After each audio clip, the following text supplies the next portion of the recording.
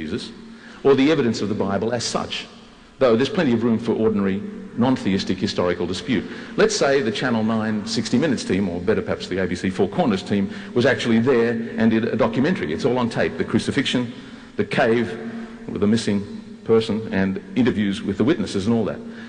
So let's say that it's not a 2,000-year story that's handed down, but a first-hand documentary. You still shouldn't believe the story of the Bible, and Dr. Craig made a point about the empty cave, even if it were a live report where the facts are not in doubt. It's not the facts, but the interpretation or explanation of the facts which are in dispute. Are they best explained by miracles or in some other way? Dr. Craig evidently can't think of any other more plausible way to explain the empty cave besides a miraculous one. I can think of lots. He wasn't really dead, he was just feeling a bit sick. And some friends got him out of the cave when no one was looking. Now, you're not expected to like that answer, but the point is, it doesn't matter if you don't like that particular story. Any story, other than the one that's miraculous, one that's consistent with the laws of nature, is more plausible than the miraculous one. If you can imagine an explanation consistent with the laws of nature, why would you prefer a miraculous one and say that it's more plausible? I think I'll stop there. Thank you.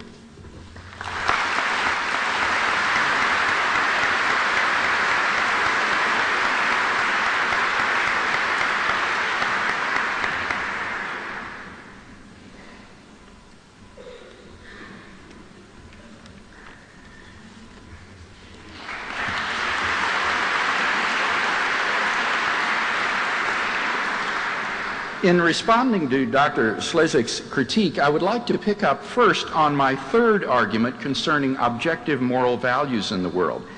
And here, frankly, after even reading his material as well as listening to his response, I'm not clear as to which of my premises he denies. My first premise is that if God does not exist, then objective moral values do not exist. And he seems to grant this premise. He says that moral values are rooted in human sentiments, that to commit a moral lapse is something like doing a grammatical error. Now, that's exactly my point. Without God, there is no basis for thinking that human morality is objective. It's just rooted in human sentiments and social conventions. Michael Roos, in his article, Is Rape Wrong on Andromeda, asked the question, would rape be wrong for other intelligent organisms like extraterrestrials? And he says, although the immorality of rape is a human constant, we cannot thereby assume that it will be a constant for other organisms, including extraterrestrial intelligent organisms. Certainly, if we look elsewhere in the animal world, we see that acts which look very much like rape occur on a regular basis. Furthermore, there are good biological reasons why this sort of behavior frequently occurs. If a male animal is prepared to attempt rape on occasion, then he is more likely to reproduce than otherwise. Now, this raises some very troublesome questions. First, how should these extraterrestrials who regard rape as moral behave toward us? What if they're sufficiently similar to mammals to be able to copulate with human females? Now, to their thinking, raping throughout the earth would be morally acceptable.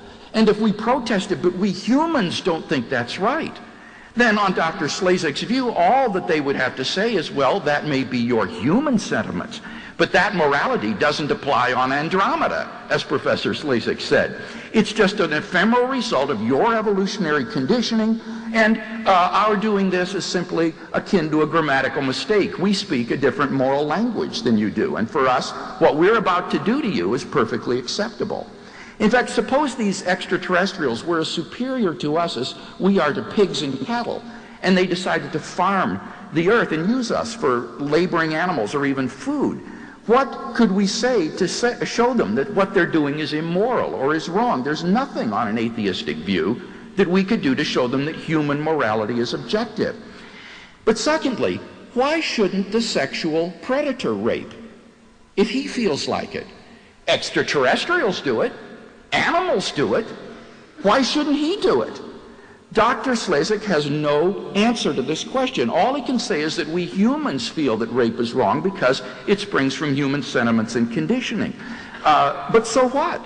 There's nothing objectively valid about human morality that would show that such actions are wrong. So I think that he and I basically agree that if God doesn't exist, then objective moral values don't exist. But I maintain that objective moral values do exist, and this is apparent from our moral intuitions concerning moral situations. As the ethicist Walter Sinnott Armstrong writes, the most common way to choose among moral theories is to test how well they cohere with our intuitions or consider judgments about what is morally right and wrong, about the nature or ideal of a person, and about the persons of morality. And in that sense, the apprehension of objective moral values is like the apprehension of physical objects in the world. You can't prove to the skeptic who denies the veridicality of our sensory intuitions that there are physical objects. You can't prove to the moral skeptic who denies the veridicality of our moral perceptions that there is a realm of objectively existing moral values.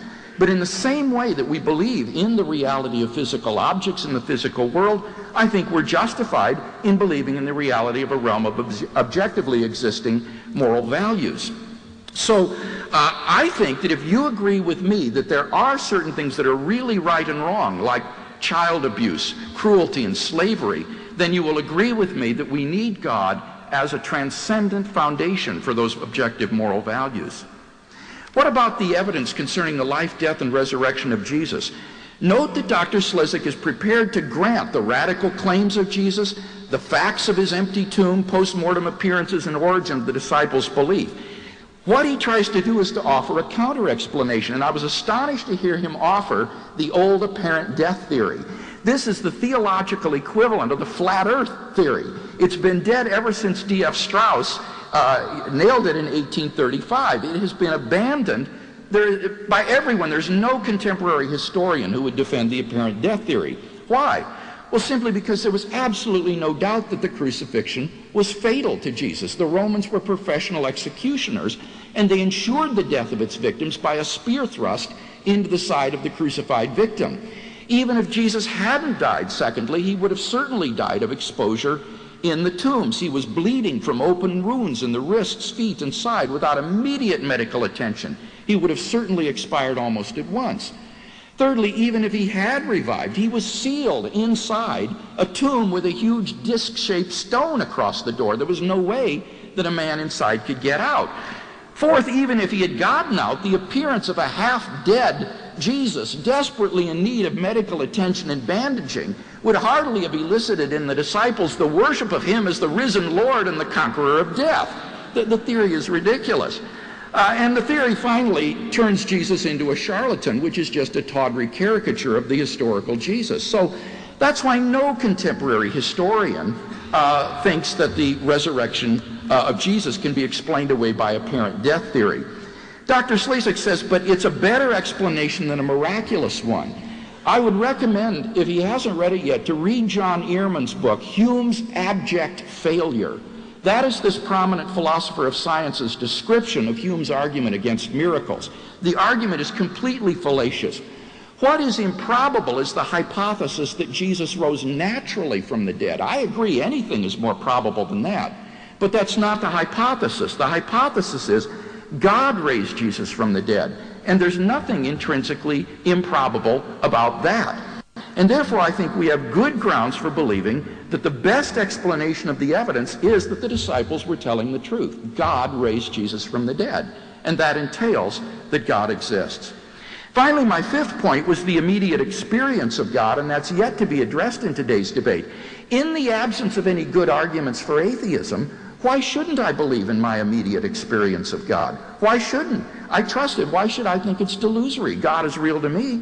In the absence of arguments for atheism, why not trust that experience? As for the evidence for atheism, I just want to point out a huge shift of ground on Dr. Slezak's part in the debate tonight. He now admits that the absence of evidence is not positive evidence that God does not exist, but he just says, I don't have a belief that God exists. That, however, is not atheism. Atheism is the view there is no God. What he's describing is mere agnosticism. So even if all my arguments fail, we're still left just with neutral ground, not with any positive reason to believe in atheism or the view that God does not exist, which is what the debate was supposed to be about tonight.